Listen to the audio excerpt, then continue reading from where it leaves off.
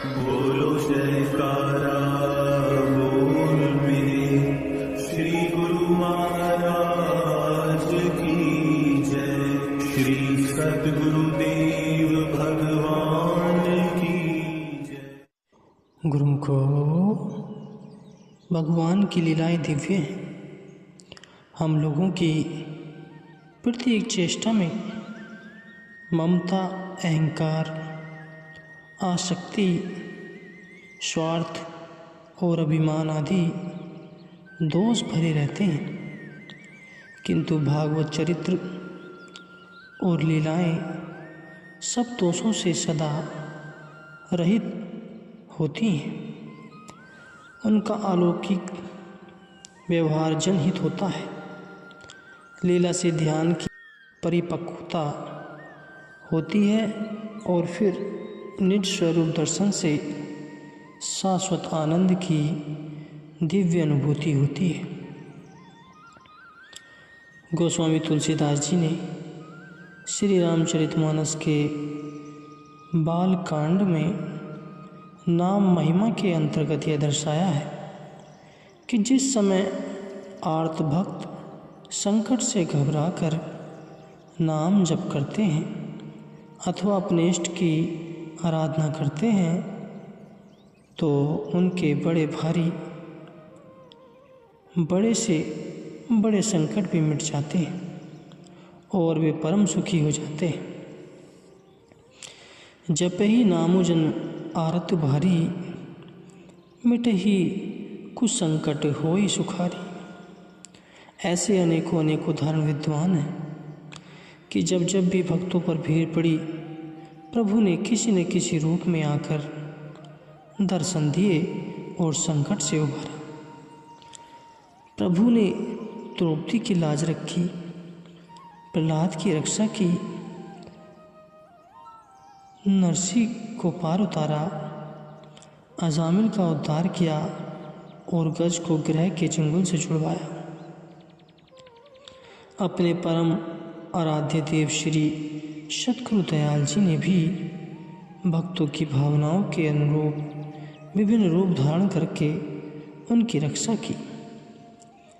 कहीं तो हुजूर अद्भुत न्यायाधीश बने और कहीं थानेदार का रूप बनाया। हृदय सम्राट श्री सद्गुरु जी महाराज की इन विलक्षण लीलाओं में हमें उनके चिन्ह स्वरूप के दर्शन होते हैं। आइए गुरुमुखो, उनका उल्लेख करते हैं। भगवान राम ने नारद जी को कहा कि मैं अपने भक्त की रक्षा इस प्रकार करता हूँ जैसे माता अपने बच्चे की रक्षा 24 घंटे करती है और उसे प्राणों से भी अधिक प्रेम करती है। जब कोई किसी का बनकर अपना सर्वस्व अर्पण कर देता है तब स्वामी जाने और स्वामी का काम जाने। बच्चे को कुछ पता नहीं मेरी भलाई किस में है। जीव भी जब इसी तरह अबोध बनकर अपने इष्ट देव के अर्पण सब कुछ अर्पण कर दे तो इतना अनजान बन जाए और कहे कि मैं कुछ नहीं जानता। अब तो जो कुछ जानता है वही जानता है, उस जान पहचान को भी सब अर्पण कर दे, तब भगवान उसकी रक्षा करेंगे। जहाँ तक बुद्धि और चतुराई की क्षमता है वहाँ तक भगवान नहीं आते। वह हर घड़ी और हर श्वास श्वास में साथ हैं और हर स्थान पर जड़ तथा चैतन्य में विद्वान है। फिर भी संकट होते हुए दूर क्यों हैं, दिखाई क्यों नहीं देते। जैसे लोहे और पारस में कागज का पर्दा कोसों दूर कर दिया जाता है, उस कागज के पर्दे को चाहे लाख कोस कर दूर कर लो और चाहे बिल्कुल नज़दीक कर कह लो। महाप्रभु में महानता के लक्षण बचपन से ही प्रकट हो गए थे। जैसे बचपन में खेल ही खेल में समान आयु के बच्चों से भजन सिमरन करवाना, प्रभात की अमृत वेला में बड़े बूढ़ों को मोह निंद्रा से जगाना और मंदिर गुरुद्वारों में जाकर सत्संग सुनने की प्रेरणा देना, बंद मुट्ठी का हाल बताना। बस इन्हीं लक्षणों के कारण हिंदू आपको साधु जी, संत जी पुकारने लगे। रूहानी संतलत के ताजगार दादा गुरुदेव श्री परमहंस दयाल स्वामी अद्वैतानंद जी महाराज को आपका रहबरे कामिल पीर मुर्शिद कहलाने का गौरव प्राप्त हुआ। बात यूं हुई कि महाप्रभु दादा गुरुदेव दीवान भगवान दास जी के संग टेरी पधारे और इस तरह उस जमाने की दो मशहूर हस्तियों की मुलाकात हुई। कालांतर में दो रूप एक हो गए। गुरुदेव की आज्ञा अनुसार आप नंगला पादी आगरा में जाकर कठिन तपस्या और घोर साधना करने लगे। नीम के पत्ते उबाल कर खाए, शीत, घाम और वर्षा की कठिनाइयों को अपने शरीर पर झेला। फलस्वरूप 12 साल के बाद निज स्वरूप का साक्षात्कार हो गया। आगरा में आप हरिहर बाबा कहलाए। तपोस्थि साधना भूमि नंगलापदी आगरा हम सबको तपस्या और साधना करने की प्रेरणा देती है। परिणाम स्वरूप आप तद्रूपता को प्राप्त हुए और अपने गुरुदेव से यह वरदान प्राप्त किया। बाबा स्वरूपानंद जी रामकृष्ण, नानक और कबीर के निर्भय पद को पाकर पूर्ण पुरुष, अब उनकी मौज की हमारी मौज है। गुरुमुख हो, हर महापुरुष युग दृष्टा, युग सृष्टा व युग प्रवर्तक होता है, इसलिए उन्हें युग पुरुष कहा जाता है। हमारे शत्रुदेव भगवान जी सच्चे अर्थों में युग पुरुष थे। उन्होंने मानव जीवनों में एक नवीन क्रांति फूंक दी। उनकी सीधी सादी उपदेश प्रणाली थी, संसार में रहो पर संसार को अपने दिल में न रखो। परिवार, समाज, धन, देश, संपत्ति, सुख, ऐश्वर्य में रहो पर इन सब को दिल में न बसाओ। दिल तो दिलबर का ही दिया जाता है और दिलबर होते हैं प्यारे प्रियतम सतगुरुदेव। जिसने उस दिलबर को दिल दे दिया, दिल में बसा लिया, बस उसी का ही कल्याण हो गया, उद्धार हो गया। देखने में बात इतनी सी है पर करने में बहुत मुश्किल है, जीवन लग जाता है बस इस एक बात के लिए। माँ प्रभु यह नहीं कहते कि बाल बच्चे न पैदा करो, उनका पालन पोषण न करो, उनको पढ़ाओ लिखाओ नहीं, उनकी विवाह शादियाँ ना करो। उनको तो बस इतना ही कहना था कि यह सब करते हुए आप केवल साक्षी ही बने रहो। गृहस्थ आश्रम सबसे श्रेष्ठ आश्रम है। आप उसकी मर्यादा का पालन करो, दायित्वों को निभाओ, सच्ची गृहस्थी बनो। इसी की तो सीख देते हैं हुजूर दाता दयाल। गुरुमुखो, श्री सतगुरुदेव जी महाराज जी परमहंस दयाल जी के रूहानी जानशीन थे, आध्यात्मिक उत्तराधिकारी। उन्हें गुरुदेव का वरदान भी तो मिला हुआ था। बाबा स्वरूपानंद जी हमारे रूहानी जानशीन थे। जो उनसे शब्द उपदेश लेगा उसे दोनों जहाज में बरकत मिलेगी। उनके 10,000 से भी ज़्यादा उपदेशी होंगे। जो उनसे भी नाम उपदेश लेगा उसे भी दोनों जहान में बरकत मिलेगी।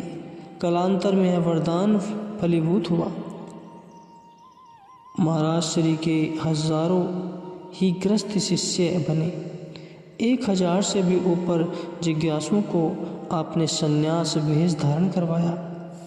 पंजाब, सिंध, सीमा प्रांत, उत्तर प्रदेश, मध्य प्रदेश इत्यादि भारत के अनेक प्रदेशों में ही नहीं बल्कि समूचे हिंदुस्तान में आपने दिलों पर राज किया। अब तो आपके शिष्य क्या अमेरिका, कनाडा, जर्मनी, ब्रिटेन और विश्व के सभी प्रमुख देशों में फैले हुए हैं। आप ही के नाम का जय जयकार कर रहे हैं, सतनाम का डंका बजा रहे हैं।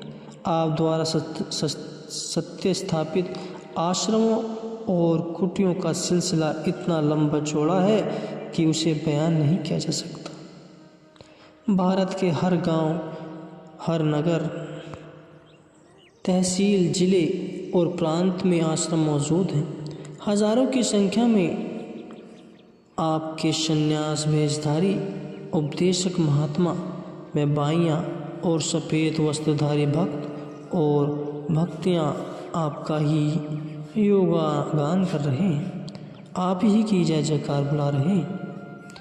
महाप्रभु की उपदेश प्रणाली बहुत सीधी सादी थी, बहुत सरल वचनों का प्रयोग करते, पर उनका भाव बहुत गहरा होता।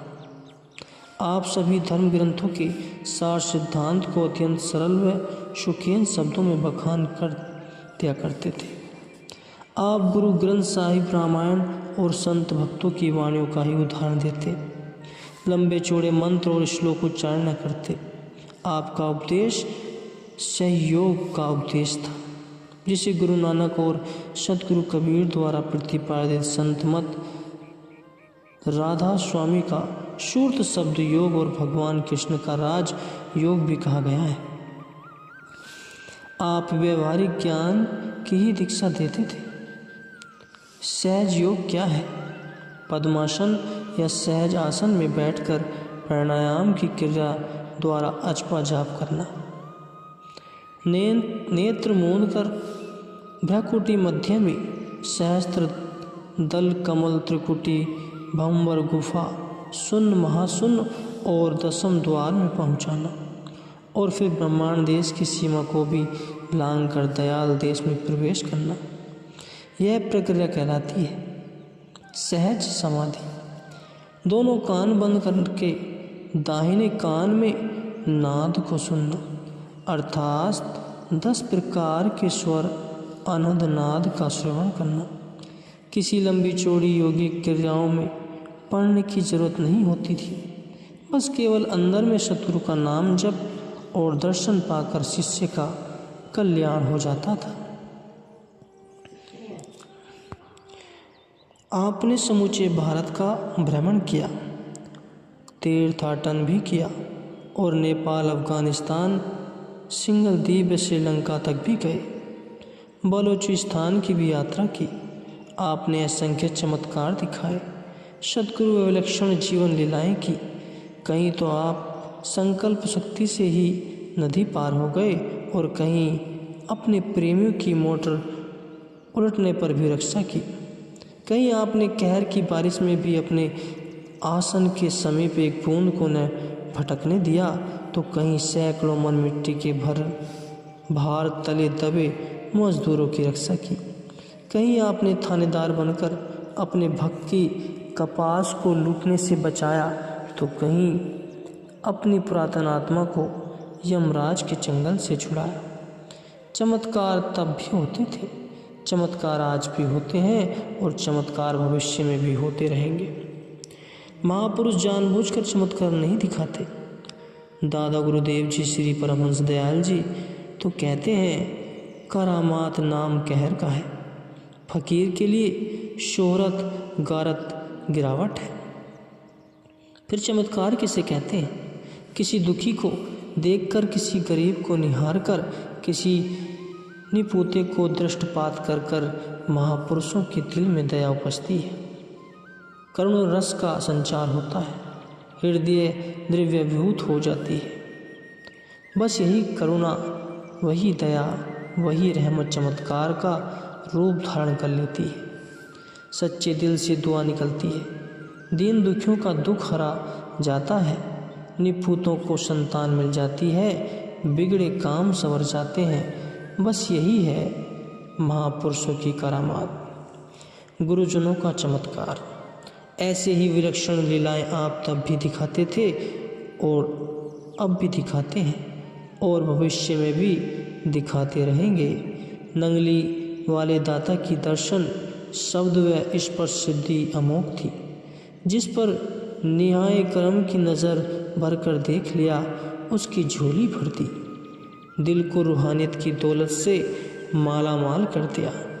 बस 2 ही शब्द तो प्रयोग करते थे आप श्रीमुख से, गुरुमुखो और प्रेमियों।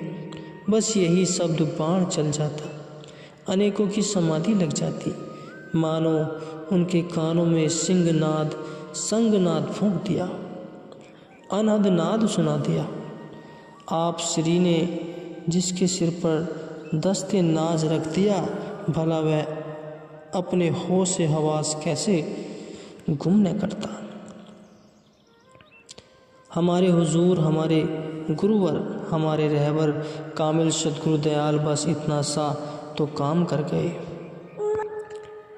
19 जुलाई सन 1919 को रूहानियत के सिंहासन पर बैठकर 9 अप्रैल 1936 तक इस 17 साल के अल्पकाय काल में आपने आध्यात्मिक क्रांति कर दी और एक गुमनाम छोटे से गांव नंगली में डेरा डालकर बस उसी के हो गए, उसी में समा गए।